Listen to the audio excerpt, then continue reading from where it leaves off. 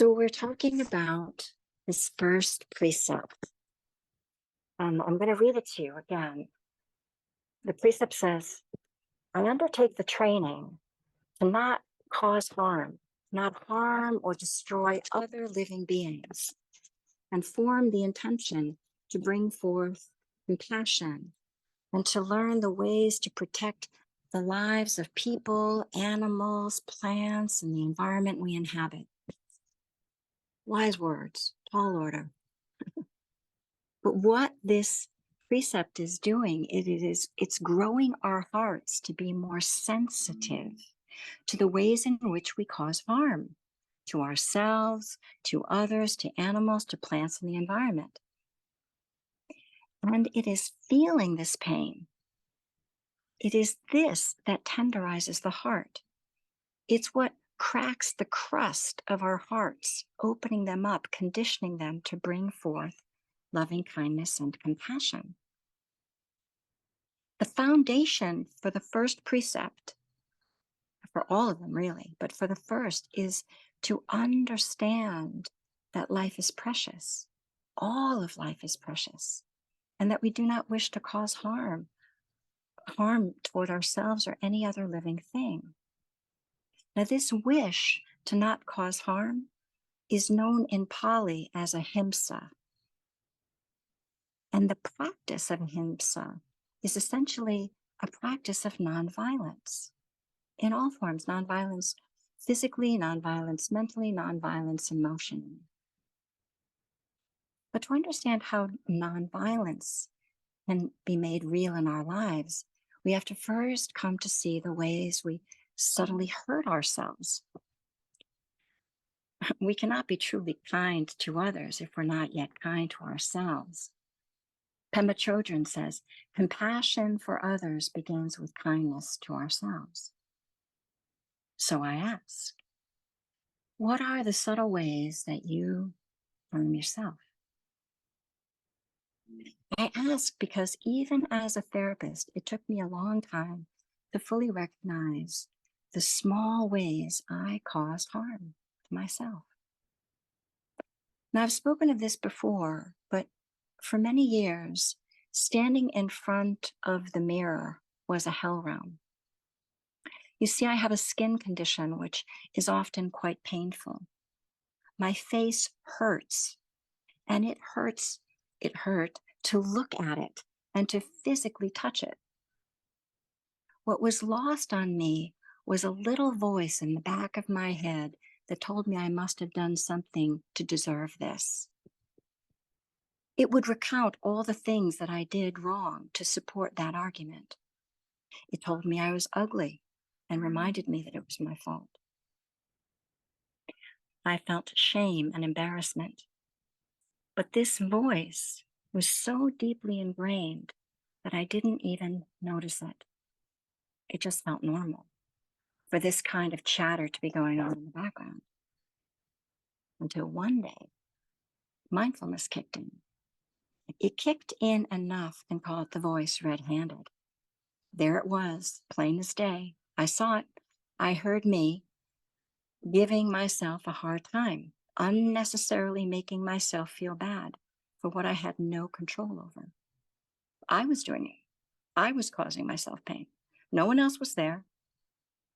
And I had been doing it for years, quietly strengthening the inner critic. I was abusing myself. Now, this word may seem harsh, but the inner critic can be quite brutal.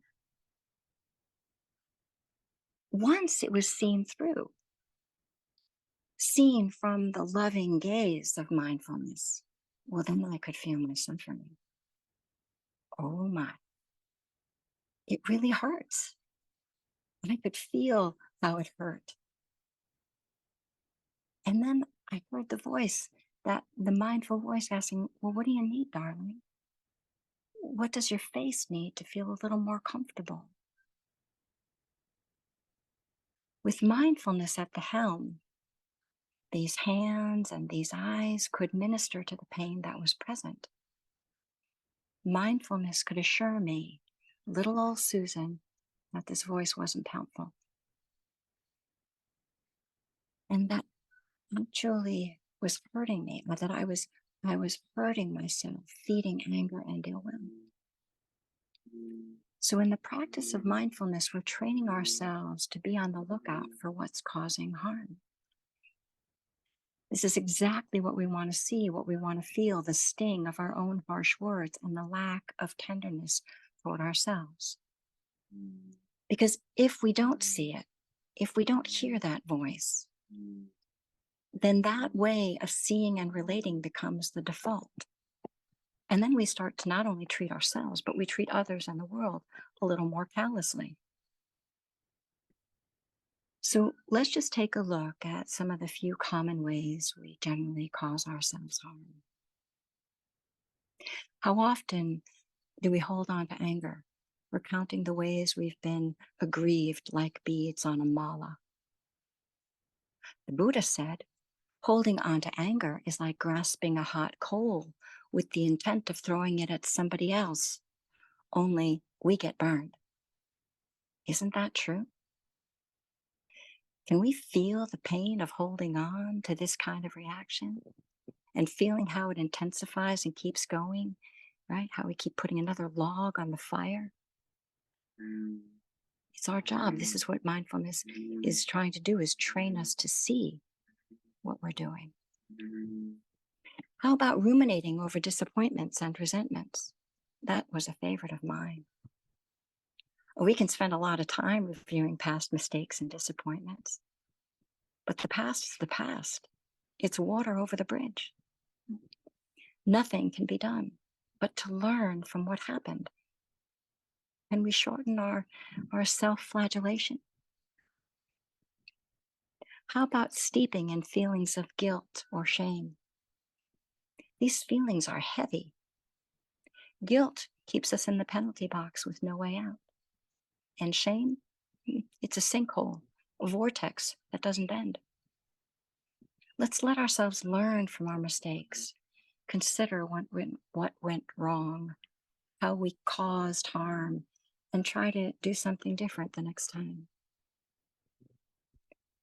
Maybe we harm ourselves by spreading ourselves too thin, taking on too many responsibilities, or not getting enough sleep or downtime. Maybe we too speak unkindly to ourselves in the privacy of our minds, or treat our bodies unkindly, berating them, being critical of them, starving them one minute, then overindulging them the next.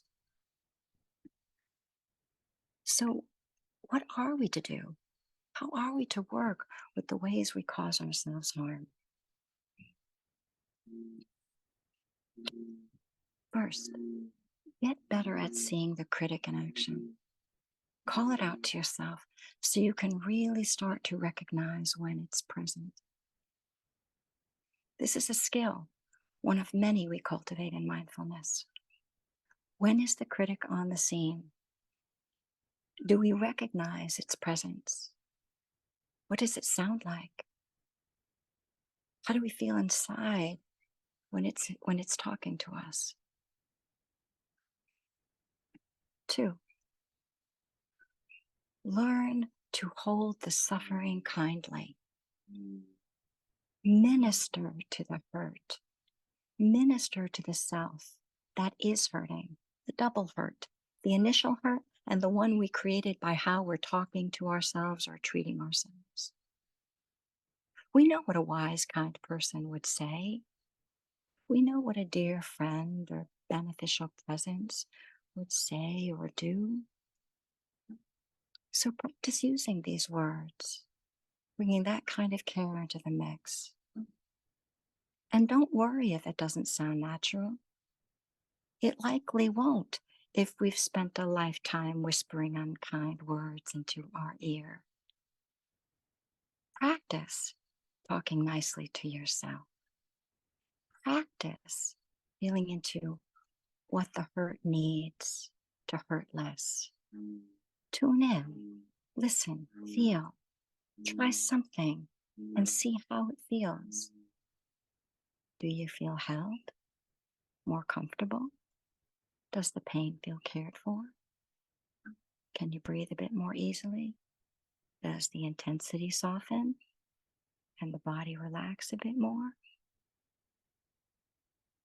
Train the heart to hold the suffering that is here. And finally, appreciate your efforts.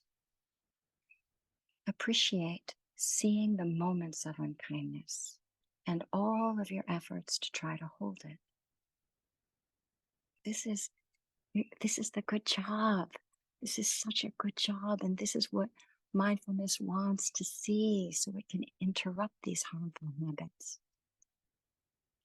Put your good efforts into your gratitude practice and recognize them. Each time we do this, we train the heart in the ways of ahimsa, of nonviolence. And we can do this. It's for our welfare and for the welfare of others. All right? Life is precious. We are precious. Every one of us is precious. Let's practice treating ourselves that way.